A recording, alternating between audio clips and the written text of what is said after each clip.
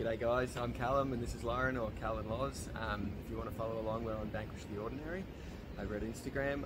Big Lap Bible have been awesome. We've used their page quite a lot in preparing for our lap around Oz. And today we just want to give you a bit of an insight into our setup. I'm going to do the car and the van, the exterior, and Lauren's going to do the interior. Let's go.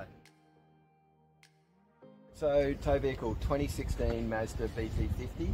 It's pre-DPF, which is a good thing, so it doesn't have the anti-pollution gear. A few modifications, obviously: snorkel, winch, recovery points, under the bonnet. What have we got? We've got pre-boozing fuel filter and a catch can. Always do my servicing every 10,000 Ks. We're up to about 160,000 Ks now, and so far so good, touch wood. It's got basically what am I thinking of here? Lost for words. It has automatic transmission cooler under here, which is you have to have one if you're towing, and a slight GBM upgrade of around 180 kilos. This car from factory is 6-ton GCM, so that's the car and what it can tow up to with the van. You can't upgrade your GCM obviously in Queensland, so we've got a slight CBM upgrade for the vehicle, just because we're carrying quite a lot of gear with brush bar, bull bar, roof racks, single drawer in the back, dual battery setup of course, beer fridge, gotta have that, and a few other bits and pieces. But yeah, all in all a really good vehicle. Towing probably litres to the 100 around 18 to 19 litres per 100. Coming across the Nullarbor into the headwind probably 21, 22. 80 litre tank, so you're filling up quite a lot. Typically around 450 to 500 Ks from a tank of fuel when towing. The van. So we love our van. We got it from the Gold Coast Australian Caravan Centre. It's Leader, or Supreme is kind of the parent company, I guess. Leader Gold L.E 19'6". Basically, this is how they come from factory, although we have got a few other additions which I'll talk about quickly today. So it's got a tear weight of 2,470 kilos, 2.47 tonne. That's obviously empty, without gas, without water, without anything in it. The ATM of the van, what it can be loaded up to, is 3,200 kilos. We don't go anywhere near that, fortunately. Okay, typically with gas, water, food, clothing, all our other bits and pieces, we're at about 2,900. That, along with the vehicle, at about the 3 tonne, 3,100, keeps us under our GCM really, really well. We'll work from the front backwards. DO35 coupling, probably one of the best things I got put on it. They don't come standard from this, you have to request this. Really, really important. They articulate, obviously. You can't have a car rollover if you were unlucky enough to have an accident. Really, really good bit of gear, super easy to get on and off. The back of the car, tow ball. We've got the Alco ESC, the electronic stability control.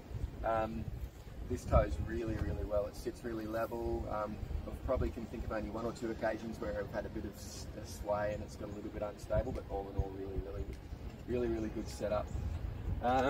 Typical plug system, you've got your 12-pin, your red for your ESC, and your other ends and plug for fridge, and etc, etc. Again, the van didn't come standard with this kind of jockey wheel. This is a trailer mate. This is one of the best bits of gear that I've put on the van. Okay, it makes my life so much easier getting the car on and off the tow ball, etc. It can also be used as a caravan jack if you need to change a tyre if you get a flat on your van. Really, really easy. Hydraulic, really simple, up and down, etc. And so on and so forth. 2 9-kilo gas cylinders, padlock on them. It's pretty variable as to how long they last, how long's a piece of string basically. They last as much as you use them, but I reckon we'd probably get about 3 weeks to a month per cylinder. Front boot, we ordered it with our build. It's something that we really wanted. Typical gear in there, your electrical gear, your hoses, different bits and pieces, a few kids' sand buckets. Trailer mate obviously goes in there. Got a few pool noodles, had fishing rods and spear guns in there and different bits and pieces. We try not to overload it too much. Obviously we don't want too much weight over the tow ball. Our typical tow ball weight is around that kind of magic 9, 10, 11% mark. So up around that 280 kilo, which is fine. 350 kilo all weight limit on the van. Alright. Shower hot water, of course. Water fill tanks, really, really easy to use. Just basically unlock them, pop them out. Our water tanks hold about 190 litres of water, which depending again on how much you use, can last us anywhere from 2 or 3 days up to a week, which works really, really well. External shower, which we haven't used for a while. We're down in Yallingup in the southwest of WA at the moment, and it's been pretty chilly lately, but definitely in warmer locations we've used this a lot, particularly with our 2 little boys, Bo and Kai, 4 and almost 2 years old. Really, really helpful just to get all the sand off, etc. And you can obviously have a nice hot shower outside before coming in. Walking along. We've got here basically Thetford toilet cassette. Works really, really well, really easy. Open it up, slide it out, and go to another one, etc. No problem at all.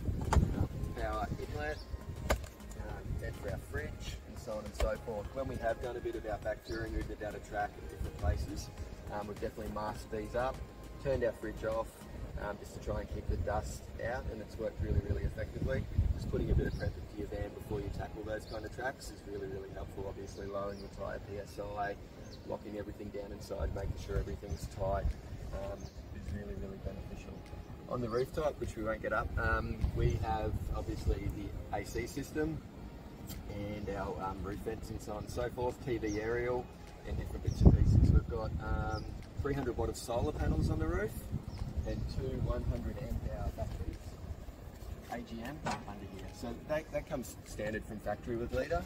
You can upgrade to 120 amp hour AGM batteries or even a lithium system if you want. We didn't see the need to do that, and we've never had any issues. We probably do about 90% of our camping off grid, and typically we've never had issues with our batteries and so on and so forth. Every now and then we'll come into a caravan park like we have here in Yallingup in WA, just do laundry and power up and so on and so forth. But all in all, awesome system, works really, really well for us as a family of 4 with 2 little boys. Aftermarket Femina bike rack on the back. We've got 2 mountain bikes on there. The kids' bikes are in the back of the car. That's been really, really useful. We use the bikes quite a lot. You can upgrade this to a 4-bike system. I personally wouldn't. You know, it's just a force and lever kind of issue. I think if you did that, you've got a bit of weight over here. These 2 bikes combined have a weight of probably about 35-40 kilos, which is well within the manufacturer's warranty. And like I said before, we've done some pretty corrugated outback tracks, touring all over different parts of Western New South Wales, Broken Hill and so on and so forth, and it happens to be. So it's been a really good bit of kit, and we're stoked to put our bikes. Pneumatic awning works really, really well. There's periods where we use it every day and it's up for extended amounts of time. Otherwise, there's periods like it's been pretty windy recently when we haven't used it much at all. No issues with it. Obviously, if you use them, it's a good idea to use your anti-flappers and tie everything down securely. And if you go out for the day, you think it could get windy, definitely roll her up and put her away. Van's awesome. It's got lots more space here, so kind of like a rear boot. Then under there, we've got our big fold-out mat, tabletop, etc., car wash bucket, kids toboggan, boogie boards, all sorts of different bits and pieces. Heaps and heaps of storage under the kids' bunks internally. Over here we've got another outdoor TV mounting point. I've only used this a couple of times to watch the footy, etc., and it's a really great addition. It allows us to do some sport outside, or if the boys are asleep, we can sit out here and watch something quietly under the awning, and we don't get them awake, etc., which is really, really good. Got a power outlet here where we can run power out, and underneath we've got USB, 2 USB ports and another 12-volt port. So they're both really handy and we use them quite a lot. Got your little fold-out table here. It does have a light you can turn on. We very rarely use the light, but we do use the table a lot. Anything from cans of beer to kids' toys to surfboard wax, whatever it may be.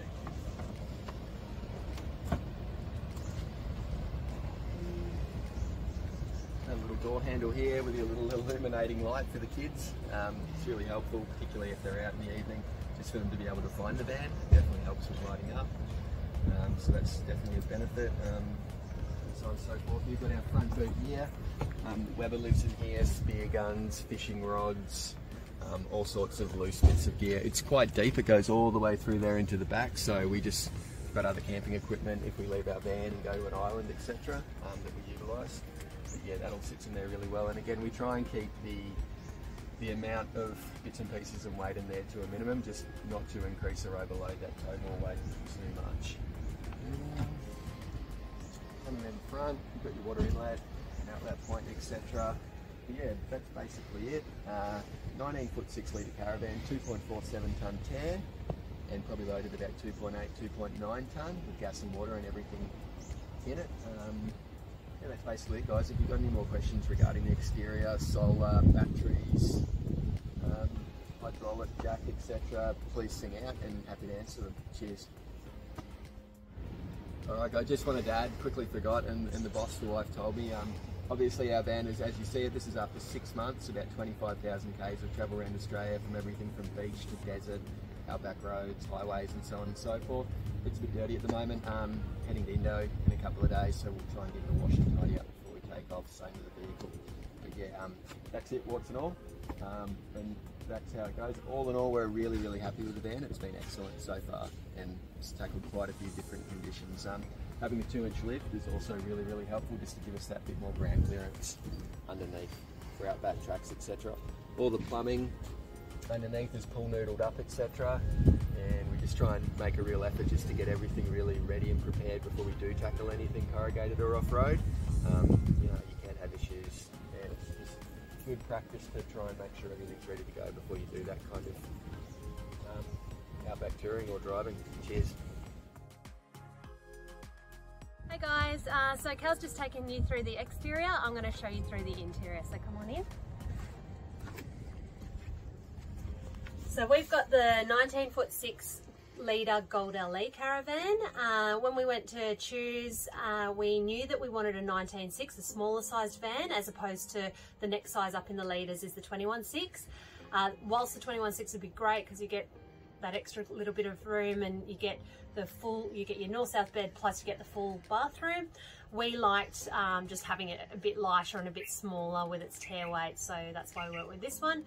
Initially we actually put a deposit down on the east-west, which came with the full bathroom, but when we went back to the dealership and we stood inside the two, we just felt that the north-south, which we've ended up going with, just had a bit more spacious feel, a bit lighter, bigger windows up here near the bed, and wider space down the end near the bunks, and just felt a bit more livable. And because we would be living in it for the 12 months, we just really wanted to make sure it felt comfortable. So we're really happy with the choice of the north-south bed. So great features with the north-south is we've got our ability to have lots of storage underneath. So just lifting up nice and easily with the gas struts. We've got heaps of room to put in during the summer months, put the extra blankets and extra, you know, warm jackets and things like that, just keep them out of the way. And then in the winter, put the dresses and the summer stuff away that we haven't needed. And then I also like the amount of space that we've got for our clothes. Again, living in it, you know, you want to make sure that you've got that. So we've got little baskets to keep everything nice and tidy in the overheads. And then Cal and I have the hanging space. So we've got just coat hangers, and other people sometimes put the shelving in, but I personally like having the coat hangers, just because then when I do the washing I put on a coat hanger and put it straight away like that. So one thing that we did change, we put the TV bracket on this side, which they weren't sure about us doing because then you wouldn't have the ability to watch it from the lounge, but we haven't had any issues spinning the TV around when we need it. And we don't watch that much TV anyway. Otherwise it would have been up here, which I think would have been a bit maybe in your way. So I'm glad we made that change. We've also put Sirocco fans in, so each of the bunks have one, and we've just got the one for Cal and I, which is great during the summer. And we get quite a good airflow through anyway with all the windows, so quite happy with that. So then moving into the kitchen and living area. Our kitchen is on the awning side, which is great. We've got the ability to be able to watch the kids if they're out playing on the mat outside. And yeah, really happy with the layout. And then we've got the L-shaped lounge, which for us is fine. We've only got the 2 little ones, so it's easy enough to fit us all in. With storage, we've got plenty of storage to live in and have all our bits and pieces. I love our Systema containers that we've got down here, and we've just gone and put, like, you know, little shelving and extra just containers to get layers just to really utilize the full space. And we've got all our electrics up here, which do us fine. So there's that. And then same thing over this side. I've gone and done, just put a little shelving up just to sort of, again, make the most of that space. So that's really good. And again, lots of drawers, storage. We keep all our pots and pans under the lounge. And then the fridge is great. Really happy with the fridge. It's a 3-way fridge, so when you're connected, it's using the car. When you're driving, you're connected to the car. You've got the car battery powering it, and then when we're off grid, we've just got the gas powering it, and then when we're plugged into the 240, that obviously powers it. And that's worked really well for us. We've been really happy with that choice. It's a great sized fridge. There's plenty of space to get, you know, if we're going into somewhere where there's not a lot of grocery shopping around, we can really stock it up, and there's heaps of room up in the freezer as well. So yeah, really happy with that.